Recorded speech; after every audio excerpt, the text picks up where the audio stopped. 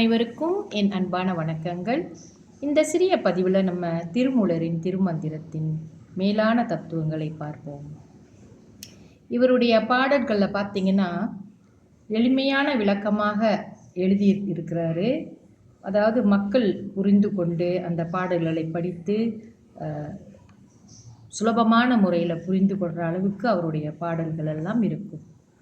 ஐந்தெழுத்தின் மகிமை, யோகங்கள், ஞான யோகம், கேசரி யோகம், மந்திர யோகம், சந்திர யோகம் என்று நிறைய யோகங்களும் சொல்லி தந்திருக்கிறார்.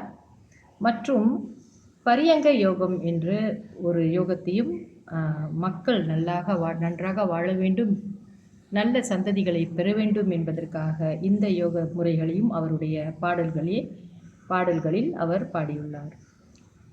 இது எதற்காக அப்படின்னு நம்ம பார்த்தோம்னா, இந்த யோகம் மக்கள் வாழ்வில் பலவிதமான வழிகாட்டல்களை அவர் காட்டியிருக்கிறார். திருமூலர் கணவன் மனைவி எப்படி வாழ வேண்டும், எப்படி அன்புடனும் அமைதியுடனும் வாழ வேண்டும் என்பதையெல்லாம் சொல்லி கொடுத்திருக்கிறாரு.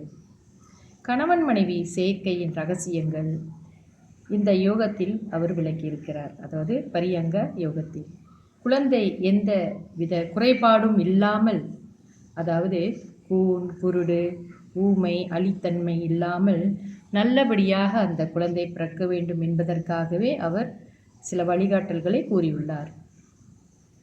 எப்போது அந்த சம்பவம் நடக்க வேண்டும், அதாவது கணவன் மனைவிக்குள்ள அந்த தாம்பத்திய உறவு எப்பொழுது வைத்துக்கொள்ள வேண்டும் என்பதெல்லாம் அதில் தெளிவாக இருக்கும்.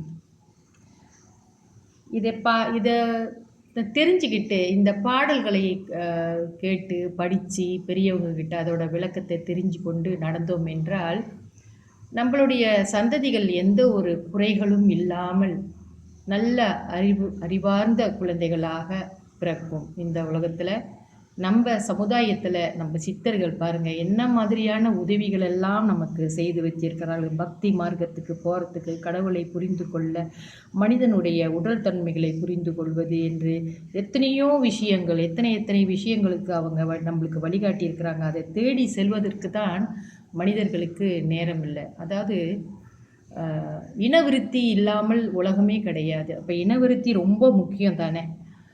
ஒரு உலகத்தில் கடவுள் எல்லா ஜீவராசிகளுக்குமே அந்த இனவிருத்தி இருக்குது, மனிதருக்கும் இருக்குது. ஆனால் மனிதனுக்கு ஆறறிவு படைத்த மனிதனுக்கு அது யோசித்து சிந்தித்து எந்தெந்த நேரம் எப்படி